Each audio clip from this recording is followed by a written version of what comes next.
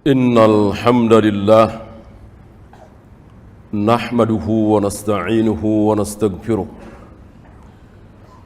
wa na'udzu billahi min shururi anfusina wa min sayyiati a'malina may yahdihillahu fala mudilla lahu wa may yudlil fala hadiya lahu asyhadu an la ilaha illallah wahdahu la syarika lah wa asyhadu anna Muhammadan abduhu wa rasuluhu wa ba'd. Fa inna khairal kalami kalamullah wa khairal hadi hadi Muhammad alaihi wa alihi wasallam wa syarral umuri muhdatsatuhah fa inna kulla muhdatsatin bid'ah wa kulla bid'atin dhalalah wa kulla dhalalatin finnar. Jamaah Jumat azzakumullah. Ketika Nabi SAW baru saja wafat, Abu Bakar menyaksikan apa yang disabdakan oleh Nabi beberapa tahun yang lalu. Oleh karena itu Abu Bakar tidak ragu-ragu membunuh orang-orang yang disabdakan oleh Nabi SAW, walaupun mereka sholat, tetapi mereka tidak mau membayar zakat.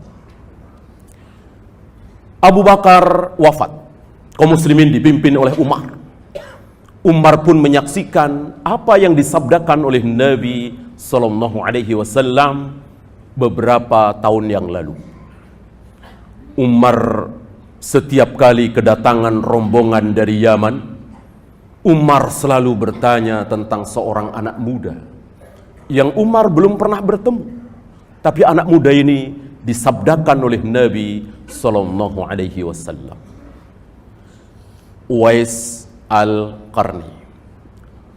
Umar wafat, kaum muslimin dipimpin oleh Utsman. Utsman pun menyaksikan apa yang disabdakan oleh Nabi SAW. Oleh karena itu Utsman siap-siap akan dibunuh. Siap-siap akan dibunuh. Beliau tahu, bukan beliau mengetahui hal yang gaib, tapi beliau menyaksikan apa yang disabdakan oleh Nabi SAW, dan betul Utsman akhirnya terbunuh. Utsman wafat, kaum muslimin dipimpin oleh Ali bin Abi Thalib. Ali bin Abi Thalib menyaksikan sekelompok anak muda yang disabdakan oleh Nabi, yang wajahnya pucat-pucat karena hampir setiap malam salat malam, badannya kurus-kurus karena hampir setiap hari berpuasa. Salat kalian dibanding dengan salat mereka, kalian merasa kecil, kalian di sini sahabat. Dan betul-betul Ali menyaksikan itu, dan Ali tidak ragu-ragu untuk membunuh, membantai mereka, anak-anak muda Khawarij ini. Kenapa? Karena ini sabda Nabi SAW. Ali wafat, kaum muslimin dipimpin oleh Muawiyah. Muawiyah wafat, kaum muslimin dipimpin oleh Yazid. Dan ada Abdullah bin Zubair memimpin sebentar, dan seterusnya. Selalu mendapati, menyaksikan, mendengar apa yang disabdakan oleh Nabi SAW. Sampai zaman Syekhul Islam Ibn Taimiyah, beliau menyaksikan adanya pasukan yang disabdakan oleh Nabi, yang matanya sipit, mukanya bulat, memakai sendal bulu. Tentu antum tahu siapa yang dimaksud oleh Nabi SAW, yang mereka itulah membantai kaum muslimin yang dipimpin oleh Hulaguqan. Dan begitulah sepanjang zaman kaum muslimin selalu menyaksikan apa yang disabdakan oleh Nabi SAW, termasuk di zaman kita ini. Kira-kira 10 hari lagi kita akan menyaksikan kebenaran sabda Nabi SAW yang beliau sabdakan 1400 tahun yang lalu. La tattabi'unna sunana man kana qablakum shibran bi shibrin wa dhira'an bi dhira'in. Sejengkal demi sejengkal, sehasta demi sehasta, kalian akan mengikuti Yahudi dan Nasrani. Hatta law dakhalu juhra dabbin Walaupun orang-orang Yahudi, Nasrani masuk ke dalam lubang dok. Dok, sebuah binatang yang memiliki lubang yang sangat dalam di padang pasir. Orang yang masuk ke dalam lubang dok, gila, tidak waras. Orang yang punya akal tentu tidak mau masuk ke dalam lubang dok. Tapi ketika yang memulai masuk ke dalam lubang dok itu Yahudi dan Nasrani, ladakhaltumuhu, kaum muslimin, kalian pasti akan ikut juga. Sebuah perbuatan konyol, sebuah perhelatan yang tidak masuk akal, sebuah perbuatan gila. Tapi kalau itu dilakukan oleh Yahudi dan Nasrani, kaum muslimin akan ikut. Kita akan saksikan. Jam 12 malam keluar ke jalanan, muter-muter sambil meniup trompet. Siapa yang bilang orang seperti ini waras? Saya kira orang waras tidak akan mengatakan ini perbuatan waras. Hanya orang gila yang mengatakan perbuatan ini baik. Orang yang punya akal tentu sepakat bahwa ini perbuatan tidak waras, tidak gila. Jam 12 malam. Bukan sore, bukan pagi, bukan siang. Jam 12 malam, nikmat untuk tidur. Dipergunakan untuk apa? Keliling-keliling di jalanan, meniup trompet. Wal iyadzubillah, na'udzubillah min dzalik. Antum tahu apa perbedaan 31 Desember dengan 1 Januari? Antum yang profesor, yang doktor, yang IQ-nya tinggi, saya yakin gak bisa jawab. Apa bedanya 31 Desember dengan 1 Januari? Apa bedanya? Jangan mau dibohong-bohongi oleh orang Yahudi. Tahun baru, suasana baru. Apanya yang baru? Yang petani masih petani, yang pedagang masih pedagang, yang istrinya satu masih satu. Ya, apanya yang baru? Mana yang baru? Yahudi membohongi kita, tahun baru, suasana baru. Nggak ada yang baru. Karena memang tidak ada bedanya antara tanggal sekian dengan tanggal sekian, antara bulan ini dengan bulan itu, antara tahun ini dengan tahun itu. Tidak ada bedanya. Kecuali yang dibedakan oleh Allah Rabbul Alamin. Nggak usah profesor, doktor, nggak usah antum, anak kelas 5 SD, tanyakan apa bedanya 30 Ramadan dengan 1 Syawal. Tentu anak kelas 5 SD bisa jawab. 30 Ramadan wajib berpuasa, 1 Syawal haram berpuasa, wajib makan, wajib minum. Lihat. Kenapa? Karena Allah membedakan di sini. Allah yang membedakan. Adapun manusia yang membedakan nggak ada bedanya. Apa bedanya 9 Dzulhijjah dengan 10 Dzulhijjah? Anak kelas 5 SD bisa jawab. 9 Dzulhijjah ada puasa Arafah, 10 Dzulhijjah haram berpuasa. Lihat. Kalau Allah dan Rasulnya yang membedakan tentu berbeda. Tapi 17 Agustus dengan 18 Agustus, 12 Rabiul Awal dengan 13 Rabiul Awal, apa bedanya? Tidak dibedakan. Rasul dan para sahabat tidak pernah membedakan hari untuk dirayakan, tidak ada.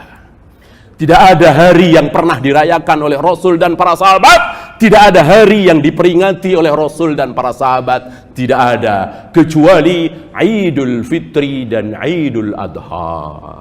Sebelum Nabi hijrah ke Madinah, banyak peringatan-peringatan. Banyak hari raya. Begitu Nabi hijrah ke Madinah, dihapus semua oleh Islam. Dan tidak boleh ada. Kecuali Idul Fitri dan Idul Adha. Maka tidak boleh ada hari raya. Tidak boleh ada peringatan di luar yang dua ini. Siapa yang memperingati selain yang dua ini, dia berhadapan dengan Rasul, dia berhadapan dengan para sahabat. Adakah para sahabat melakukan sesuatu, ceramah khusus, zikir khusus, salawat khusus di 12 Rabiul Awal, di 1 Muharram, di 27 Rajab, di 17 Ramadan? Tidak ada.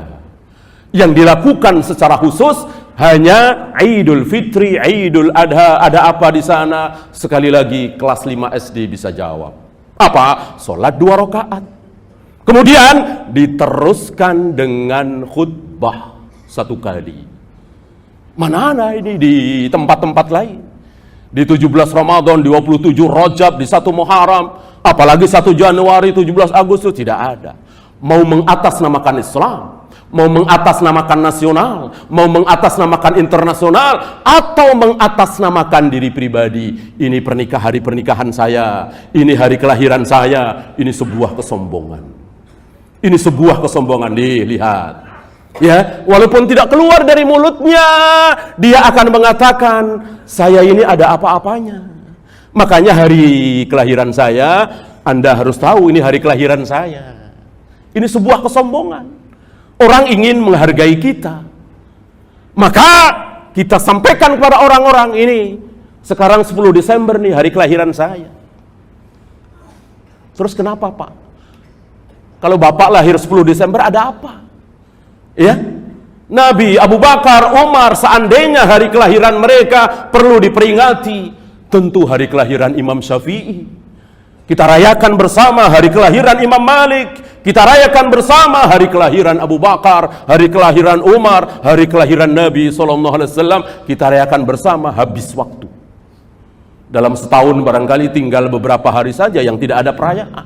Maka tidak ada.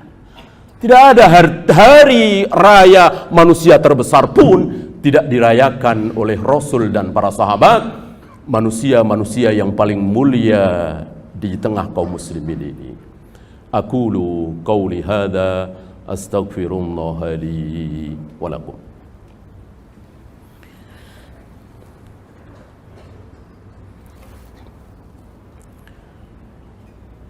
Alhamdulillah hamdan katsiran thayyiban mubarakan fih kama yuhibbu rabbuna wa yarda. Asyhadu an la ilaha illallah wahdahu la syarikalah wa asyhadu anna Muhammadan abduhu wa rasuluhu wa ba'd.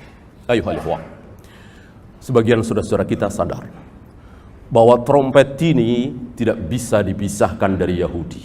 Mereka sadar dan bagus. Oleh karena itu, malam 1 Januari, sebagian saudara-saudara kita tidak mau merayakan dengan meniup trompet muter-muter di jalanan. Bagus. Maka sebagai ganti, mereka melakukan Qiyamul Lail berjamaah. Qiyamul Lail berjamaah. Baguskah? Tentu bagus kalau Nabi membebaskan kita untuk beribadah. Tapi sayang, Nabi tidak memberikan kebebasan. Allah dan Rasulnya tidak memberikan kebebasan kepada kita untuk berekspresi dalam ibadah. Silahkan ngarang, silahkan berekspresi dalam hal dunia. Makanan, minuman, cari nafkah, teknologi, transportasi, silakan. Tapi tentang sholat, jangan ngarang-ngarang sendiri. Tentang azan, tentang qomat, tentang puasa, tentang zikir, tentang wirid, jangan ngarang. Haram kita ngarang. Kalau nggak boleh ngarang terus nyonto. Jangan ngarang, nyonto, niru, nyontek. Nyontek siapa? Rasulullah sallallahu alaihi wasallam dan para sahabat. Alaikum bisunnati wa sunnatil khulafa'ir rasyidin al-mahdiyyin. Kalau kita boleh berekspresi, kenapa azan hayya ala sholat cuma 2 kali? Bukankah lebih bagus 3 kali? Kalau kita boleh berekspresi, kenapa tidak ada qomat itu sebelum sholat tarawih? Bukankah qomat itu baik? Sebelum sholat tarawih, qomat dulu, syukur azan dulu. Atau Idul Fitri, Idul Adha, azan dulu. Ini menunjukkan bahwa kita tidak boleh ngarang dalam ibadah. Man amila amalan laisa alaihi amruna fahuwa raddun. Barang siapa yang beramal ibadah kok tidak mencontoh aku, kata Nabi, tertolak. Tertolak, mending kalau hanya tertolak, dosa. Ya, iyakum wa muhdatsatil umur, fa inna kulla muhdatsatin bid'ah wa kulla bid'atin dhalalah wa kulla dhalalatin finnar. Dan ini selalu diucapkan oleh Nabi di awal khutbah beliau. Hati-hati kalian terhadap ibadah yang tidak pernah aku contohkan. Karena ibadah yang tidak pernah aku contohkan namanya bid'ah. Semua bid'ah sesat dan semua sesat tempatnya di neraka.